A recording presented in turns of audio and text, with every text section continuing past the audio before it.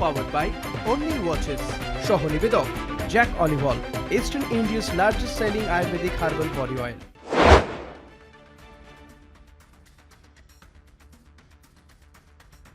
নমস্কার, দেখছেন কলকাতা টিভির সঙ্গে রয়েছে আমি স্বর্ণালী। শুরু করছি আমাদের বিশেষ segment stadium bulletin, co-powered by only watches, co-presented by Jack Olivol and gift sponsored by Assure. আমরা জানি যে আগামীকাল অর্থাৎ 15ই ফেব্রুয়ারি রয়েছে হাই ভোল্টেজ ম্যাচ। অবশ্যই কলম্বোয় সেই ম্যাচ রয়েছে ভারত এবং পাকিস্তানের মধ্যে। আমরা দেখেছি দীর্ঘ বিতর্ক, দীর্ঘ টানাপোড়েন কিন্তু চলেছে এই ম্যাচকে নিয়ে, যে ভারত পাকিস্তান ম্যাচ আদৌ হবে কিনা, পাকিস্তান কি আদৌ খেলবে ভারতের সঙ্গে, সেই প্রশ্ন কিন্তু একাধিক ক্ষেত্রে আমরা দেখেছিলাম এবং সেই প্রশ্নের অবশ্যই অবসান হয়েছে এবং আমরা আগামীকালের যে ম্যাচ দেখব তা কিন্তু চির প্রতিদ্বন্দ্বী দুই দল, অবশ্যই ভারত এবং পাকিস্তানের মধ্যে। আমরা জানি এই দুই দলের ম্যাচ নিয়ে কিন্তু ক্রীড়া প্রেমীরা, বিশেষ করে বলতে গেলে ক্রিকেট প্রেমীরা, তারা কিন্তু সব সময়ই কিন্তু যথেষ্টই উত্তেজিত থাকে, উৎসাহিত থাকে এবং কালকের ম্যাচ নিয়েও যে সেই উত্তেজনা উন্মাদনা তুঙ্গে থাকবে তা কিন্তু বলাই বাহুল্য। অবশ্যই সেই ম্যাচ নিয়ে একাধিক যে খুঁটিনাটি বিষয়, সেই খুঁটিনাটি বিষয় কিন্তু আমরা আজকের এই স্টেডিয়াম বুলেটিনে আলোচনা করব। এই বিষয়ে আজকের দিনে এর কি বিশ্লেষণ, সেই বিশ্লেষণ সম্পর্কে কিন্তু আমাদের কলকাতা টিভির যুগ্ম সম্পাদক গৌতম ভট্টাচার্য আমাদের জানিয়েছেন। কি জানিয়েছেন গৌতম দা বিষয়ে শুনুন।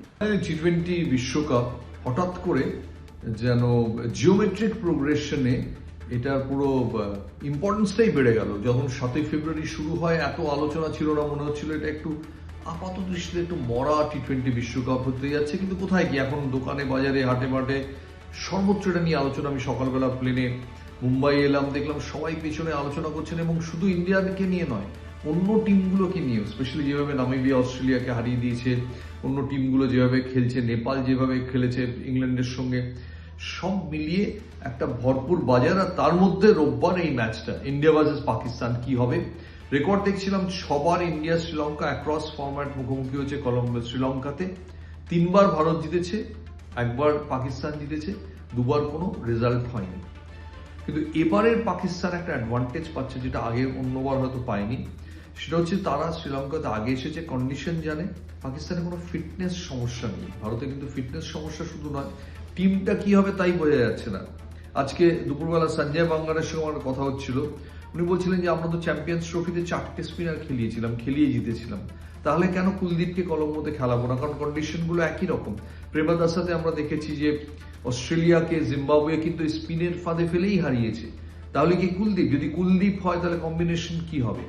দুজন পেস বোলার, ওকে, দুজন পেস বোলার, অভিষেক শর্মা কি খেলবেন? এখনো আমরা কেউ জানি না যে অভিষেক শর্মার অ্যাকচুয়ালি হয়েছেটা কি, যে একটা অসুখ এতদিন ধরে সারছে না কেন, হঠাৎ কি হলো। সবকিছু মিলিয়ে একটা যেন ভারতকে নানান অনিশ্চয়তা রয়েছে। যদিও সূর্যকুমার যাদব বলেছেন যে কিসের রাইভেলরি, রেজাল্টটাই তো বলে দিচ্ছি কোনো রাইভেলরি নেই। কিন্তু আমার মনে হয় যে এই ম্যাচটা অন্তত রাইভেলরি আছে।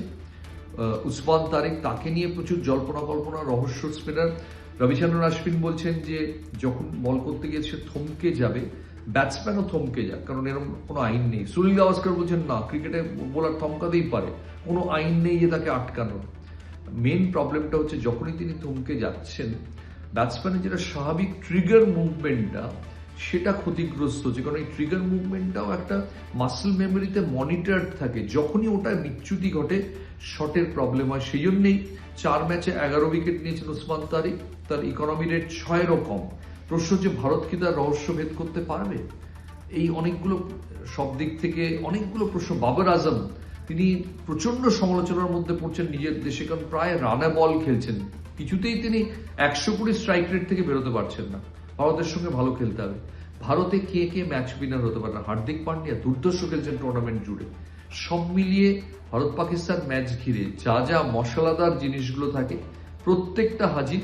ভারতীয় সমর্থকরা অবশ্যই আশা করবেন যে তারা, তাদের যা টিম, পাকিস্তানকে ভয় পাওয়ার কোনো কারণ নেই। কিন্তু আমার মনে হচ্ছে ভয় পাওয়ার একটা লোককেই কারণ আছে, তার নাম বরুণ দেব। বরুণ চক্রবর্তীর নাম বরুণ দেব। কারণ কলম্বোতে বলছে বৃষ্টির সম্ভাবনা নাকি 70%। যদি বৃষ্টি হয় তাহলে কিন্তু স্টপ স্টার্ট ম্যাচ হবে, তখন খুব ইম্পর্টেন্ট হবে কারা স্মার্টনেস দেখিয়ে ম্যাচটা নিতে পারে। গৌতম ভট্টাচার্যের বিশ্লেষণ কিন্তু আপনারা শুনলেন। আর ঠিক এই ম্যাচ সম্পর্কে আরও খুঁটিনাটি বিষয় জানবো। আমাদের সঙ্গে রয়েছেন আমাদের assistant sports editor Joyjyoti Ghosh. Joyjyoti, কালকের এই ম্যাচ নিয়ে কিন্তু অবশ্যই যে উন্মাদনা, যে এক্সাইটমেন্ট চরমে থাকবে তা কিন্তু বলাই বাহুল্য, এবং ক্রিকেট প্রেমীরা কিন্তু একাধিক বিষয় এই ম্যাচ সম্পর্কে জানতে চাইছে। আমরা দেখেছি ইতিমধ্যেই যে আবহাওয়া রিপোর্ট, তারা কিন্তু বলছে যে আগামীকাল কলম্বোয় একটা বৃষ্টির সম্ভাবনা কিন্তু থাকছে, পূর্বাভাস এমনটাই বলা হচ্ছে। তোমার কাছে কি আপডেট রয়েছে? দেখো সোনালী, আগামীকাল ভারত পাকিস্তান মহারণ এবং সেই ম্যাচের দিকে প্রত্যেকে তাকিয়ে রয়েছে। তবে তার আগে যেটা সব থেকে বড় ব্যাপার সেটা হচ্ছে যে আবহাওয়া কেমন থাকবে আবহাওয়া। এবং তোমাকে বলে রাখি যে কালকে কলম্বোতে বৃষ্টি হচ্ছে এবং বৃষ্টিটা দুপুর 12টা থেকে 6টা এই সময়ে বৃষ্টি বেশি হবে এবং তারপর থেকে অল্প অল্প পরিমাণ কিন্তু বৃষ্টিটা কমবে। যা আবহাওয়া আমি বলে রাখবো যে সন্ধ্যা 6টা থেকে কি পরিমাণ বৃষ্টি হওয়ার সম্ভাবনা রয়েছে, যা ওয়েদার ফোরকাস্ট বলছে 51%। সন্ধ্যা 6টার সময় বৃষ্টির পূর্বাভাস রয়েছে, 7টার সময় রয়েছে 57%, 8টার সময় রয়েছে 62%, 62%। এরপর তুমি যদি দেখো 9টার সময় 45%। তারপরে কিন্তু বৃষ্টির সম্ভাবনা নেই, তবে আকাশ মেঘাচ্ছন্ন থাকবে। অর্থাৎ এইটুকু কিন্তু প্রায় নিশ্চিতভাবেই বলা যাচ্ছে যে আগামীকাল বৃষ্টি একটা সমস্যা তৈরি করতে পারে।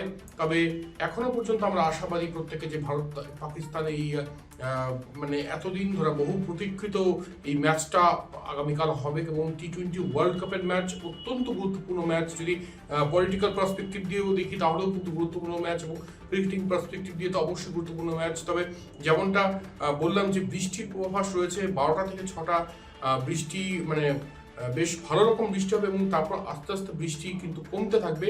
এবং যে পার্সেন্টেজটা অলরেডি আমি মেনশন করলাম যে সন্ধ্যা 6টা থেকে রাত 9টা পর্যন্ত কি পরিমাণ বৃষ্টি হতে পারে। তাই দেখার বিষয় যে বৃষ্টি তো হবে, কিন্তু বৃষ্টিটাকে সরিয়ে ভারত পাকিস্তান ম্যাচ, টি-20 ম্যাচ এবং বিশ্বকাপের এই গুরুত্বপূর্ণ ম্যাচ হয় কিনা। সোনালী, একেবারেই, অবশ্যই জয়জ্যোতি, আমরাই আলোচনায় তো থাকবোই। তবে এখন সময় একটা ছোট্ট বিরতির। ফিরছে বিরতির পর, সঙ্গে থাকুন। ফিরে এলাম বিরতির পর। আর যেই বিষয়ে আমরা আলোচনা করছিলাম তা কিন্তু অবশ্যই 15ই ফেব্রুয়ারি অর্থাৎ আগামীকালের ভারত এবং পাকিস্তানের মধ্যে যে দ্বৈরথ আমরা দেখতে পারবো সেই বিষয়ে কিন্তু আমরা আলোচনা করছিলাম। আমাদের সঙ্গে রয়েছেন আমাদের assistant sports editor Joyjyoti Ghosh. Joyjyoti, তোমার কাছে দ্বিতীয় যে বিষয়টি জানতে চাইবো তা কিন্তু অভিষেক শর্মা নিয়ে। তিনি কি কালকে খেলছেন? আমরা জানি এই বিষয়ে কিন্তু সকলেই জানতে চাইছেন, অবশ্যই ভারত এবং পাকিস্তানের যে ক্রিকেটাররা রয়েছেন এবং অবশ্যই ক্রিকেট প্রেমীরা উভয় দলই কিন্তু জানতে চাইছে। তুমি কি বলছো? দেখো সোনালী, অভিষেক শর্মা নিয়ে সব থেকে বড় আপডেট যেটা এসছে যে আগামীকাল সব জল্পনার অবসান, অভিষেক শর্মা আগামীকাল খেলতে চলেছেন। এই অভিষেক শর্মা নিয়ে এত জল্পনা, প্রায় মুম্বাইয়ের যে প্রস্তুতি ম্যাচ হয় দক্ষিণ আফ্রিকার বিরুদ্ধে তখন থেকে তিনি অসুস্থ ছিলেন। বলা হচ্ছিল যে তার স্টমাক ইনফেকশন হয়েছে। আমরা দেখেছি যে নামিবিয়ার বিরুদ্ধেও তাকে নামানো হয়নি এবং পাকিস্তানের বিরুদ্ধেও তিনি খেলবেন কিনা সেটা নিয়ে একটা ধোঁয়াশা ছিল। তবে এই মুহূর্তে ধোঁয়াশাটা কেটে গিয়েছে। সূর্যকুমার যাদব, যিনি প্রেস কনফারেন্স করতে আসছেন কলম্বোতে আজকে, তিনি কিন্তু জানিয়ে দিয়েছেন অভিষেক শর্মা খেলছেন আগামীকাল। এবং আজকে তোমাকে জানিয়ে রাখি, অভিষেক শর্মা আজকে প্র্যাকটিস সেশনে ছিলেন, অনুশীলনে তিনি ব্যাটিং করেন এবং একদম মানে চারদিকে স্ম্যাশ করতে দেখা যায় অভিষেক শর্মাকে। একদম সেই ভিনটেজ অভিষেক শর্মাকে আজকে নেটে দেখা যায় কলম্বোতে। আশা করবো যে যেটা আজকে নেট প্র্যাকটিস করেছেন সেটা রিফ্লেকশন অবশ্যই আগামীকাল আমরা দেখবো। তবে তাকে ক্লোজ মনিটরে রাখা হচ্ছে। জানিয়ে রাখি তার বাবা মা কিন্তু পৌঁছে গিয়েছেন কলম্বোতে ছেলেকে দেখার জন্য এবং ছেলের পাশে এই মুহূর্তে তার পরিবাররা রয়েছেন। খুব বেশি কিছু খাবার খাচ্ছে না, যা আমরা খবর পাচ্ছি যে ডাল ভাত খাচ্ছেন, ডাল আর চাল খাচ্ছেন এবং একদম একটা রুটিনের মধ্য দিয়ে তিনি যাচ্ছেন।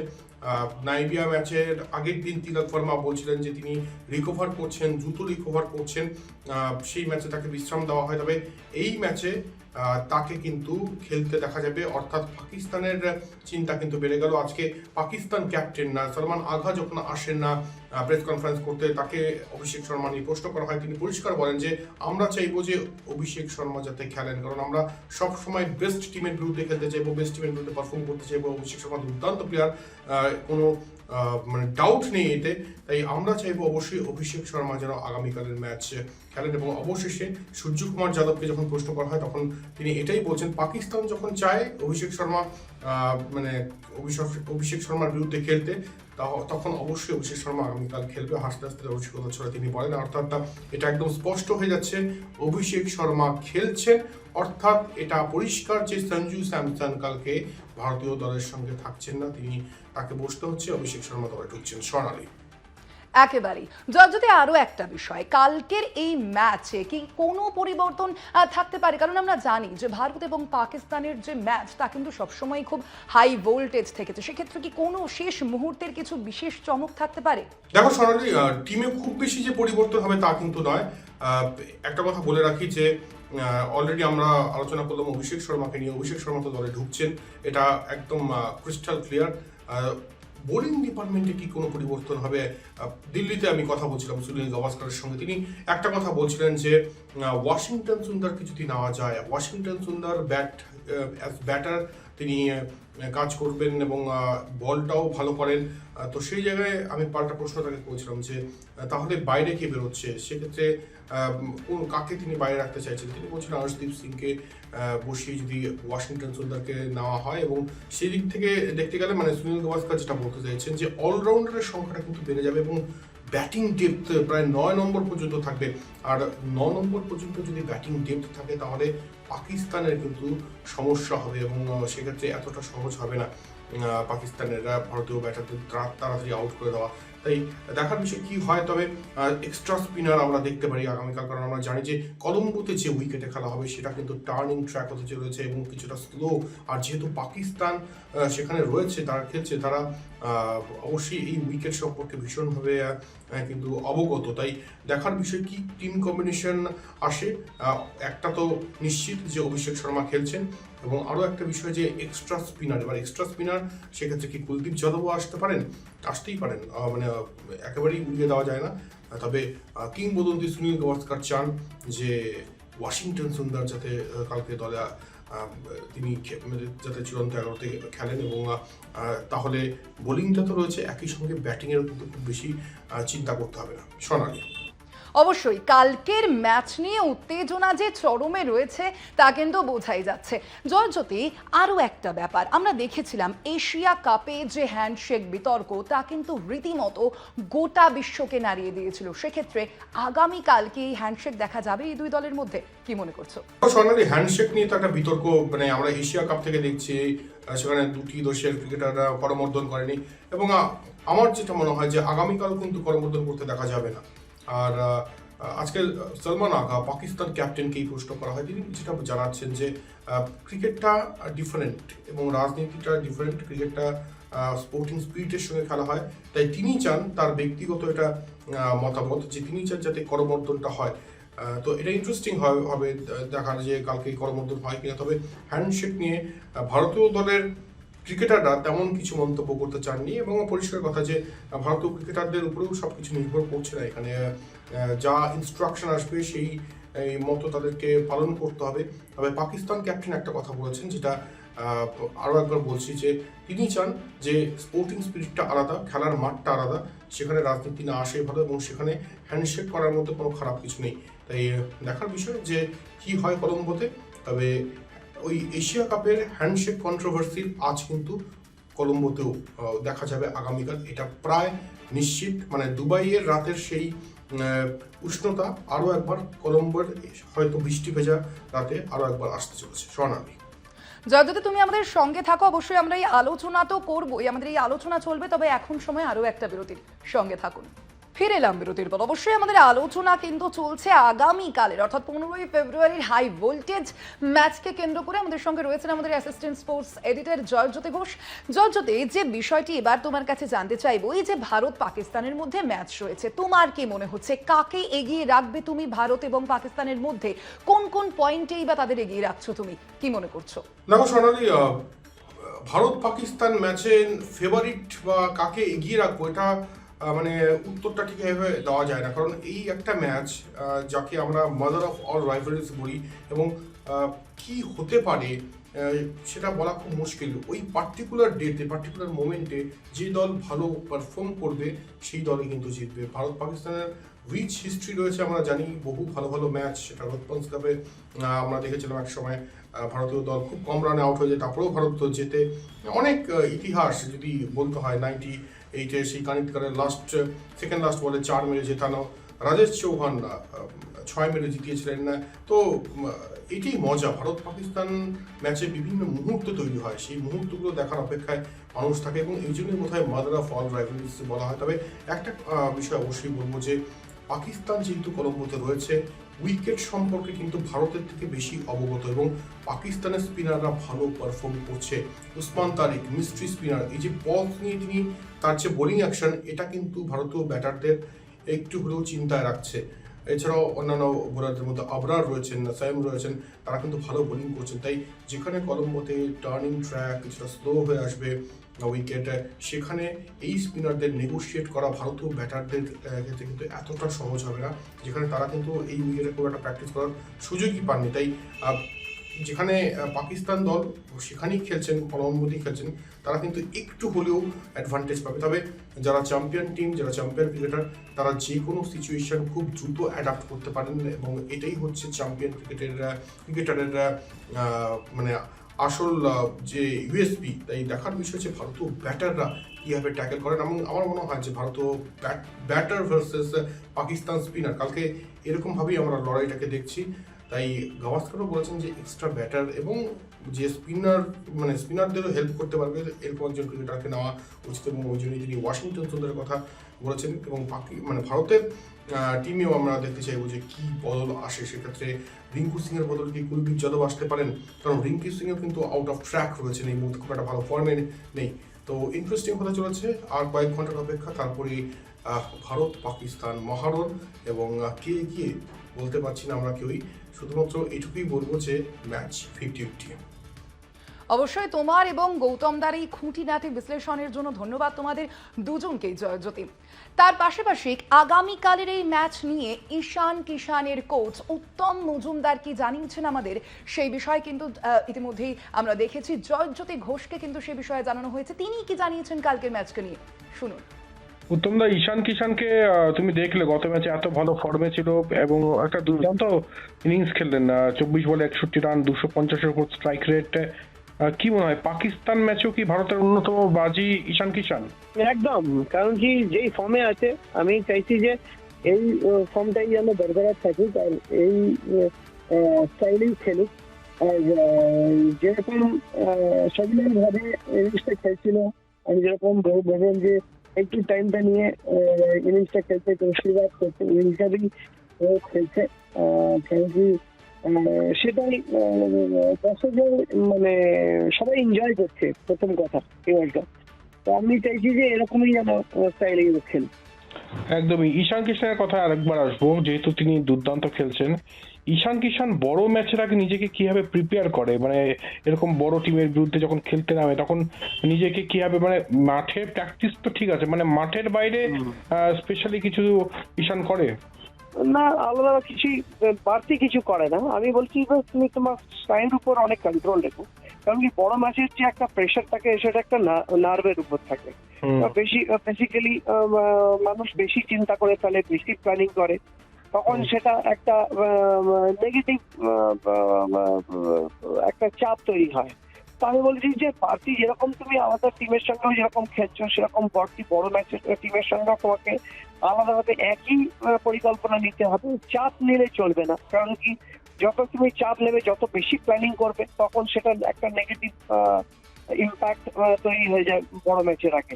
তো যত রিল্যাক্স থাকা যায়, যত তোমার কারণ প্র্যাকটিস সেশন যেরকম ভাবে চলছে ইন্ডিয়ান টিমের, দুর্দান্ত ভাবে সমস্ত সব হচ্ছে।